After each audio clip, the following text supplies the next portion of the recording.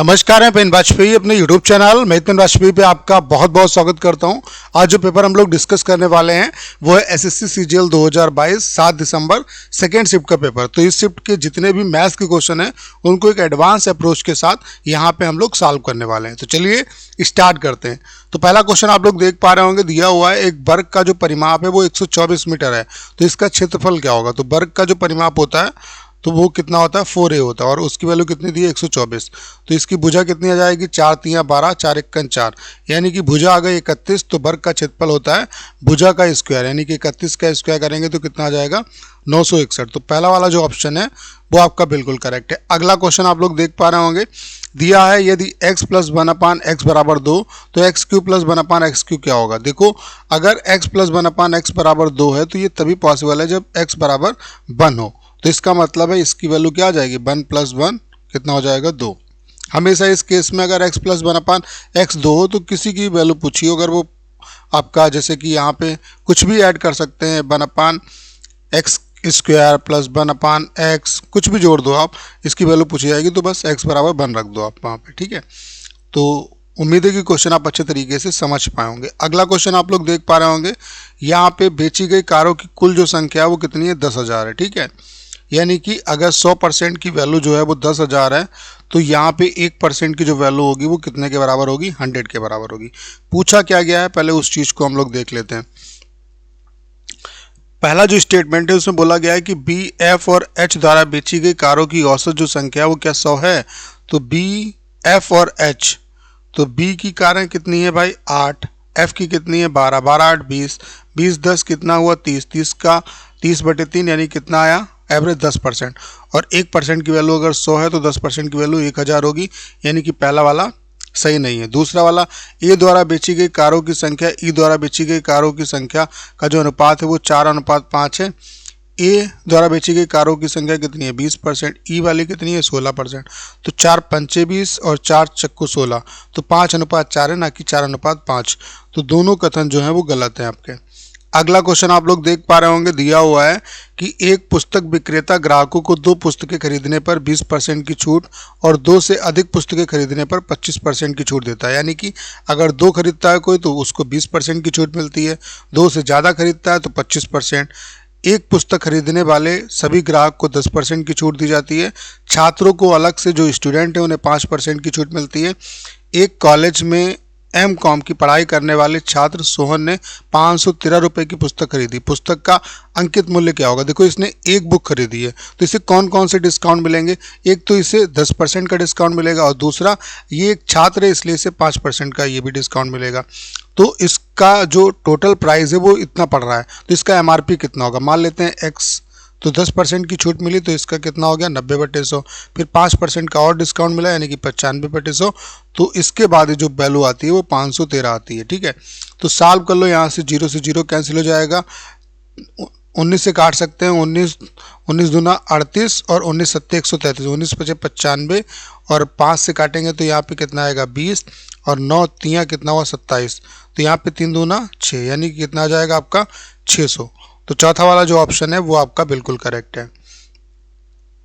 अगला क्वेश्चन आप लोग देख पा रहे होंगे, दिया हुआ है यदि 1 + sin थीटा बराबर m cos थीटा तो sin थीटा की वैल्यू निकालनी। कोई दिक्कत वाली बात नहीं, दोनों तरफ वर्ग कर दो तो कितना हो जाएगा 1 + sin² थीटा + 2 sin थीटा बराबर क्या हो जाएगा m² और cos² थीटा, ठीक है। cos² थीटा को हम लोग लिख सकते हैं 1 - इस तरीके से, ये नहीं बनेगा कुछ। चलो इसे दूसरे तरीके से करते हैं हम लोग। देखो यहाँ पे इसे थोड़ा सा समझने का प्रयास करो, थोड़ा सा और शॉर्ट मेथड से करते हैं। अगर हम इसको नीचे ले आए cos को तो ये क्या हो जाएगा 1/cos, उसको लिख सकते हैं sec थीटा + tan थीटा बराबर कितना हुआ m। तो आपको पता होना चाहिए कि sec² थीटा - tan² थीटा बराबर होता है 1। इसका मतलब है sec थीटा + tan थीटा और sec थीटा - tan थीटा की जो वैल्यू है वो गुणा करके 1 आती है। तो इसका मतलब है sec थीटा और -tan थीटा इसका कॉन्जुगेट होगा और वो क्या होगा 1/m होगा। इनको अगर जोड़ें तो ये 2 sec थीटा की वैल्यू कितनी आ गई हमारी m + 1/m। तो 2 सेक थीटा बराबर कितना आ गया आपका एम स्क्वायर प्लस 1/m। ठीक है, तो सेक थीटा बराबर कितना हो गया आपका एम स्क्वायर प्लस 1/2m। तो कॉस थीटा बराबर कितना हो गया 2m/m स्क्वायर प्लस 1। तो ये निकाल लिया हमने। अब समकोण त्रिभुज के ट्रिपलेट ही तो होते हैं, कॉस सेक, मतलब जितने भी ये कॉस सेक टेन है ये क्या है, रेशियो ही तो है समकोण त्रिभुज के। तो इसकी वैल्यू हमने कॉस की निकाल ली, 2m/m स्क्वायर प्लस 1 है। तो 2m यानी कि आधार बटे क्या होता है, कर्ण होता है। कॉस बराबर क्या होता है, आधार बटे कर्ण, यानी कि ये 2m है, ये m स्क्वायर प्लस 1 है। तो इसकी वैल्यू m स्क्वायर माइनस 1 हो जाएगी। तो आपको साइन थीटा की वैल्यू बतानी है, तो लंब बटे कर्ण होगी, यानी कि m square minus 1/m square plus 1। दूसरा वाला जो ऑप्शन है वो आपका बिल्कुल करेक्ट होगा। अगला क्वेश्चन आप लोग देख पा रहे होंगे, दिया हुआ है नीचे दी गई तालिका। तो क्वेश्चन क्या पूछा है वो आप देखो। J1 क्या है, सभी 5 वर्षों में कंपनी L का कुल व्यय, और J2 क्या है, सभी 5 वर्ष में कंपनी M का कुल व्यय। तो इसका अनुपात पूछा J1 और J2 का। तो J1 क्या है, इसका सम, और J2 क्या है, इसका सम। तो जोड़ो भाई, इसका सम कितना आ जाएगा आपका 200 और 300 500 600 600 6 4 10 कितना हुआ 1000, यानी कि 1150 ये हो गया। इसको जोड़ो, ये कितना हुआ 6 5 11, इन दोनों को मिला के ये 600 500 1100 1200 और 1350। तो इसका अनुपात कितना हो जाएगा, 5 से काटेंगे, 5 दूना 10 5 तिया 15 5 दूना 10 5 सत्ते 35, यानी कि 23 अनुपात कितना होगा 27। तो पहला वाला जो ऑप्शन है वो आपका बिल्कुल करेक्ट है। अगला क्वेश्चन काफ़ी सिंपल है, देखो 3a minus 1/a plus a minus 1/a का होल क्यूब, इसको सॉल्व करना है। तो बस इसको अंदर ऐसे रहने दो, 3a माइनस 1/a, इसको खोल दो, इसका ब्रैकेट खोलोगे तो क्या होगा a³ minus 1/a³ minus 3a minus 1/a, क्योंकि a माइनस 1/a का होल क्यूब का फार्मूला ये होता है। तो ये इससे कैंसिल हो जाएगा, बचेगा क्या a³ माइनस 1/a³।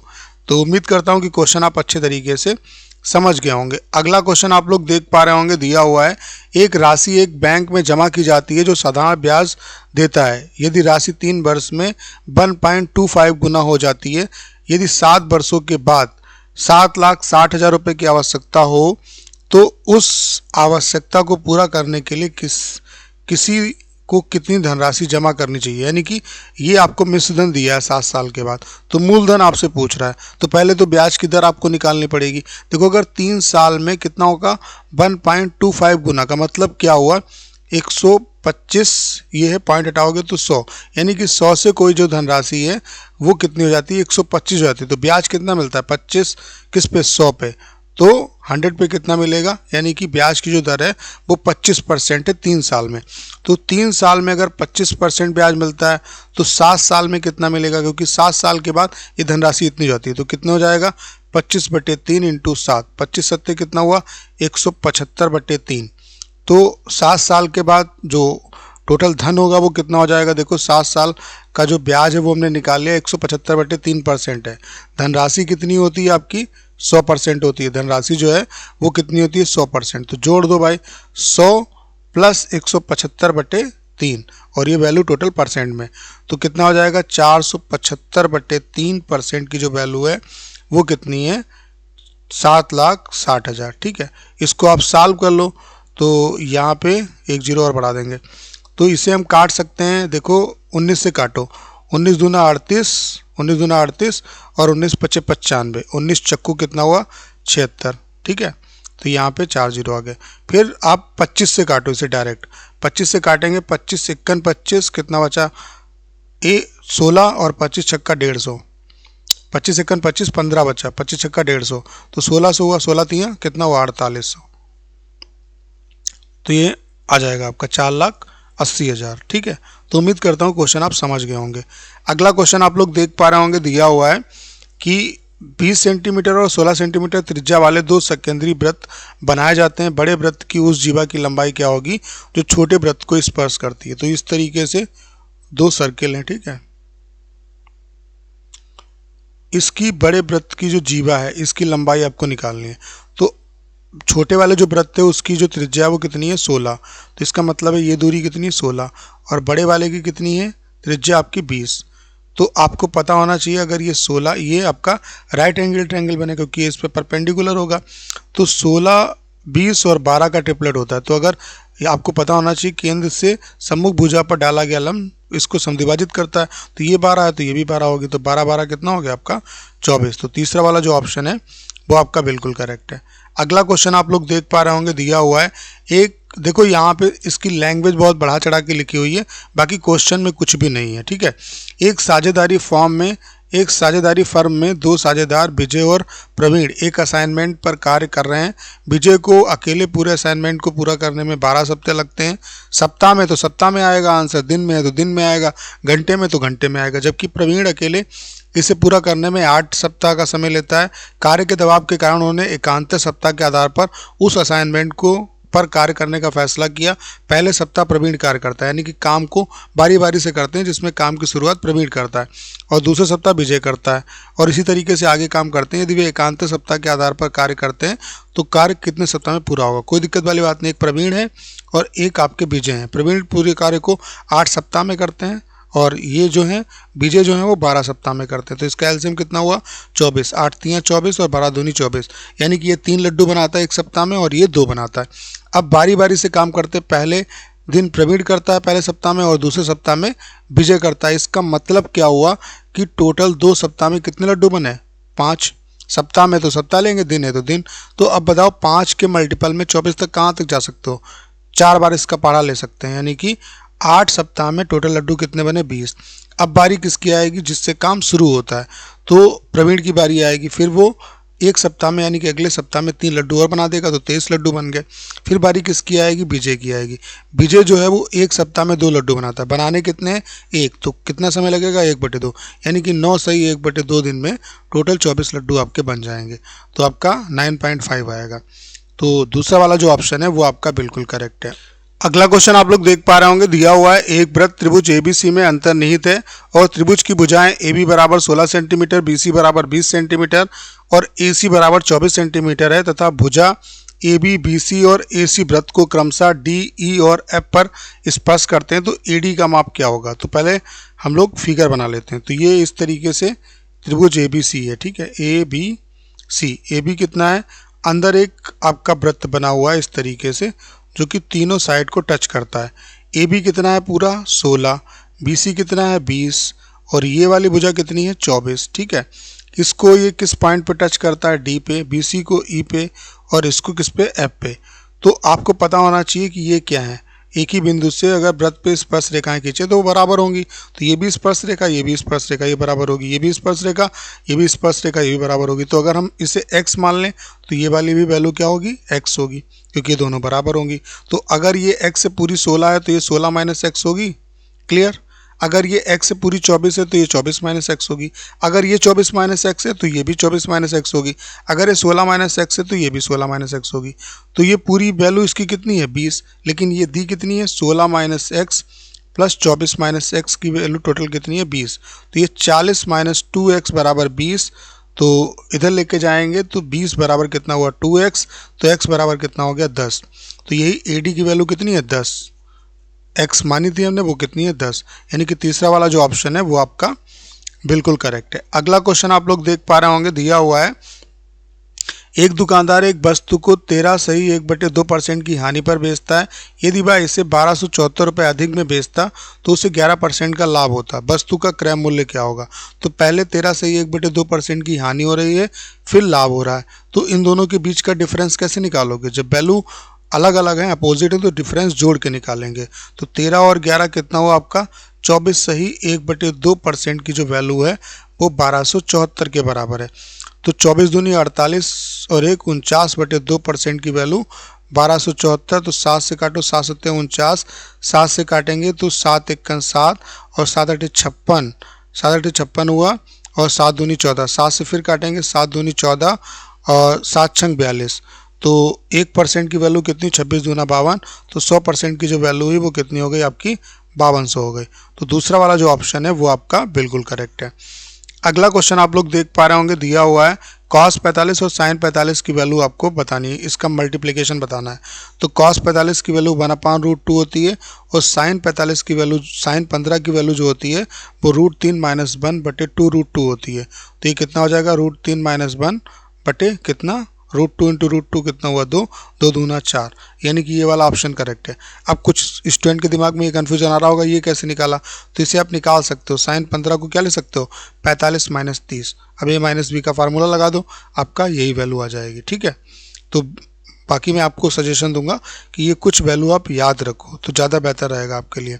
अगला क्वेश्चन आप लोग देख पा रहे होंगे, दिया हुआ है जब 12 व्यक्तियों के एक समूह में 58 किलोग्राम वजन वाले व्यक्ति को नए व्यक्ति से प्रतिस्थापित किया जाता है तो उनके औसत वजन में 3.5 किलोग्राम की वृद्धि होती है। तो नए व्यक्ति का वजन क्या होगा, देखो नए व्यक्ति का वजन 58 तो होगा ही होगा, प्लस उसने 12 लोगों के वजन में 3.5 की वृद्धि की होगी, यानी कि उसका टोटल जो वजन होगा वो कितना होगा, 58 + 12 × 3.5। तो 58, ये 12 पंचे 60, 12 तिया 36 और 6 कितना हुआ, 42। इसे जोड़ेंगे तो कितना आ जाएगा आपका 100। तो दूसरा वाला जो ऑप्शन है वो आपका बिल्कुल करेक्ट है। अगला क्वेश्चन आप लोग देख पा रहे होंगे, दिया हुआ है एक गांव के 20% निवासियों को मलेरिया से मृत्यु हो गई। एक दहशत पैदा हो गई जिसके दौरान बचे हुए निवासियों में से 30% निवासियों ने गांव छोड़ दिया। तब गांव की जनसंख्या 12,000 हो गई। प्रारंभ में निवासियों की संख्या क्या होगी। देखो मान लेते हैं टोटल 100% लोग निवास करते थे, 20% 100% लोग निवास करते थे, 20% को मलेरिया हो गया, बचे कितने, 80%। 80 के 30% गांव छोड़ के चले गए तो बचे कितने, इसका 70%। तो इसका 70% कितना हुआ, 8 × 56। तो 56% की जो वैल्यू है वो 12,000 के बराबर है। तो 100% की वैल्यू क्या हो जाएगी आपकी, 12,000 बटे 56 × 100। तो इसे सॉल्व करेंगे, यहाँ पे कितना आएगा, 4 से काटेंगे 25 और यहाँ पे 4 × 4 और 4 चक्कू कितना हुआ, 16, 4 तियाँ 12, 3,000 ही आया और 4 से नहीं कटेगा, 2 से कट जाएगा। यहाँ पे 6,000 आ जाएगा, यहाँ पे 7 आएगा। तो 25 छक्का 150, यानी कि ये कितना आ गया, और इसे डिवाइड कर दो 7 से। तो जब 7 से डिवाइड करोगे, देखो 3 0 ये और 1 0, 150 वाला। तो 7 से काटेंगे, 7 दूनी 14, कितना बचा, 1 0 उतारा, 7 × 7 3, फिर 7 चौक 28। तो देखो 214 ये इस वाले ऑप्शन में ही मिल रहा है। तो यही वाला आपका करेक्ट होगा। चूँकि हमें पूर्ण संख्या में बताना है तो अप्रॉक्सीमेट वैल्यू बतानी है आपको। अगला क्वेश्चन आप लोग देख पा रहे होंगे, दिया हुआ है ये त्रिभुज ABC और त्रिभुज DEF जो है वो समरूप हैं। AB 2AB = AD। तो इसका मतलब है AB बटे DE की वैल्यू क्या है, 1/2, यानी कि इनका जो अनुपात है वो कितना है, 1/2। तो समरूप त्रिभुज में अनुपात जो होते हैं, भुजाएं जो होती हैं वो समानुपातिक होती हैं, यानी कि सभी भुजाओं में ये अनुपात होगा। तो BC की वैल्यू जो है वो 8 है, तो BC और DE का भी वही अनुपात होगा, इसका भी अनुपात 1/2 होगा। तो अगर 1 की वैल्यू 8 है तो 2 की वैल्यू कितनी होगी, 8 दूनी 16। तो दूसरा वाला जो ऑप्शन है वो आपका बिल्कुल करेक्ट है। अगला क्वेश्चन आप लोग देख पा रहे होंगे, दिया हुआ है कि बात छोटी से छोटी संख्या ज्ञात करें जो 9, 24 और 36 से पूर्णतः विभाजित होती है। तो इसका एलसीएम ही निकालना है। तो एलसीएम निकालने का सबसे अच्छा तरीका क्या, मान लेते हैं पहली यही संख्या जो है इसका एलसीएम है 9। जब 24 के पास गए तो 24 में क्या है, 3 तो कॉमन है हमारे पास, 8 और लेना पड़ेगा। तो ये अब 24 से भी कट गई संख्या। 36 इसमें ऑलरेडी है, 9 × 72, तो 36 है, यानी कि यही छोटी से छोटी संख्या होगी, 9 × 72। तो पहला वाला जो ऑप्शन है वो आपका बिल्कुल करेक्ट है। अगला क्वेश्चन आप लोग देख पा रहे होंगे, पूछा है वर्ष 2017-18 के दौरान आयात वर्ष 2016-17 के दौरान आयात का कितना गुना है। ठीक है, 2016-17 के दौरान आयात का, यानी कि कंपैरिजन किससे करना, 2016-17 से। तो आयात क्या है, नीला वाला आयात है। 2016-17 में आयात कितना है, 1200। और किससे कंपेयर करना, 2017-18 के। तो 2017-18 का कितना है, 1600। तो इसका अनुपात ये इसका कितना गुना है, 4 चक्कू 16 और 4 चक्कू 16 और 4 तियाँ 12 और 3 से काटेंगे तो 3 × 3 और 3.33, यानी कि 1.33 आएगा आपका। तो पहला वाला जो ऑप्शन है वो आपका बिल्कुल करेक्ट है। अगला क्वेश्चन, यहाँ पे स्टेटमेंट को ही सेटिस्फाई करना है। ऊंचाई बढ़ने के साथ भार घट रहा है क्या। देखो ऊंचाई बढ़ने के साथ भार जो है वो आपका बढ़ रहा है, 135 पे 45, 139 पे 55, तो बढ़ रहा है। तो ये स्टेटमेंट पहला वाला गलत है।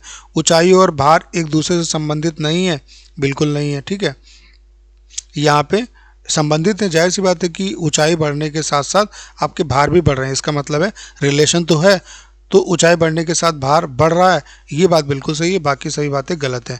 तो तीसरा वाला जो ऑप्शन है वो आपका बिल्कुल करेक्ट है। अगला क्वेश्चन पूछा है 1 से 430 तक कितनी संख्याएं ऐसी हैं जो 7 और 11 से दोनों से विभाज्य होंगी। तो कुछ नहीं करना, 7 11 दोनों से विभाजित होने वाली संख्या क्या होगी, जो 77 से विभाजित होगी। जो संख्या 7 और 11 से विभाज्य है वो 77 से विभाज्य होगी, यानी कि 77 से विभाजित होने वाली संख्या निकालनी इसके बीच की। तो कुछ नहीं करना है ऐसे क्वेश्चन को सॉल्व करने के लिए, जहां से पूछा गया है उसको इस नंबर से डिवाइड करो और जहां तक पूछा गया है उसको इस नंबर से डिवाइड करो। तो यहाँ पे एक भी बार नहीं जाएगा यानी कि 0, और यहाँ पे आपका देखो 6 बार तो जाएगा नहीं क्योंकि 7 छंग 42 होता है, 5 बार जाएगा। तो डिफरेंस इसका निकाल लो कितना होगा, 5 - 0 यानी कि संख्याएं कितनी होंगी, 5 होंगी। अगला क्वेश्चन आप लोग देख पा रहे होंगे, दिया हुआ है एक आदमी 48 किलोमीटर दूर एक स्थान पर नाव चलाकर जाता है और 14 घंटे में वापस आता है, यानी कि आना और जाना 48 किलोमीटर जाता है धारा के साथ और फिर आएगा तो धारा के विपरीत आएगा, तो 14 घंटे इसे लगते हैं, यानी कि जाने और आने में। डिस्टेंस आपकी कांस्टेंट है, और अगर डिस्टेंस कांस्टेंट होती है तो चाल और जो टाइम है, समय और जो चाल है, उसका जो अनुपात है वो एक दूसरे का उल्टा होता है। ठीक है, तो दिया हुआ है बा आता है, बा पाता है कि बा धारा के साथ 4 किलोमीटर की दूरी तय कर सकता है, जबकि उसी समय में धारा के विपरीत 3 किलोमीटर की दूरी तय कर सकता है। तो धारा की चाल क्या होगी, कहने का मतलब ये है कि 4 किलोमीटर धारा के साथ जाने में मतलब धारा के साथ जाने में उसे उतना ही समय लगता है जितना 3 किलोमीटर धारा के विपरीत जाने में लगता है। तो यहाँ से धारा की दिशा और धारा की विपरीत दिशा की चाल निकाल सकते हो। x + y बटे x - y अगर निकालें तो कितना आ जाएगा, 4 और 3, यानी कि चाल का जो अनुपात है वो 4 और 3 का आ गया। तो टाइम का जो अनुपात होगा वो 3 और 4 का होगा, 3 और 4 का होगा।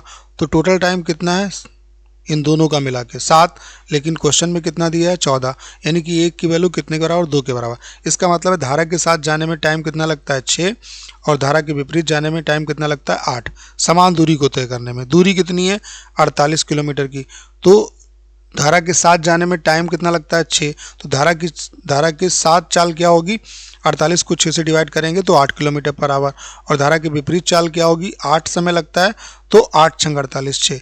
अब धारा के 7 चाल और धारा के विपरीत चाल अगर आपको पता है तो धारा की चाल निकालनी, तो इनको घटा के आधा कर दो, तो 8 में से 6 गया तो कितना बचा 2, और 2 का आधा कितना हो जाएगा आपका 1, यानी कि 1 किलोमीटर पर आवर। अगर आपको एक बार में क्वेश्चन नहीं समझ में आया तो दोबारा आप रिकैप करके देख सकते हो।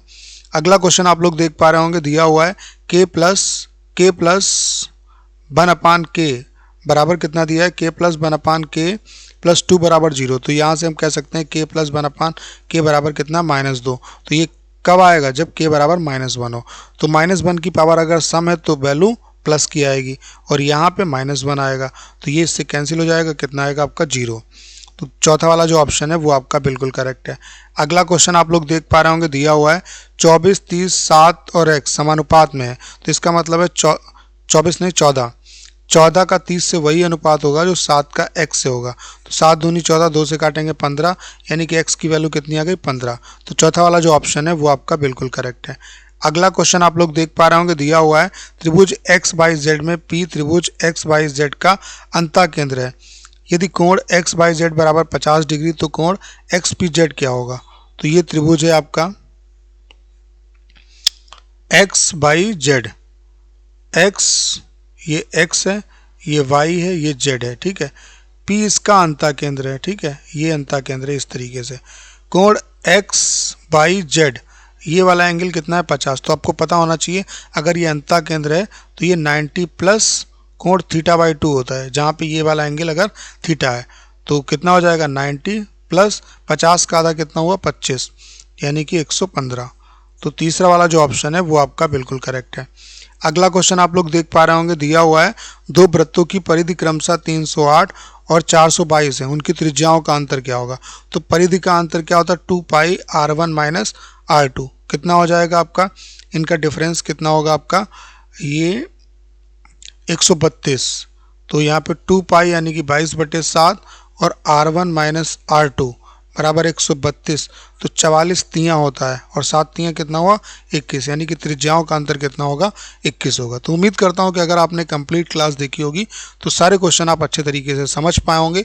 आपको करना क्या है, इससे ज़्यादा ज़्यादा शेयर करना है। उसके अलावा अगर आप चैनल पर नए और आपने अभी तक इसे सब्सक्राइब नहीं किया है तो प्लीज़ चैनल को सब्सक्राइब करना मत भूलिएगा।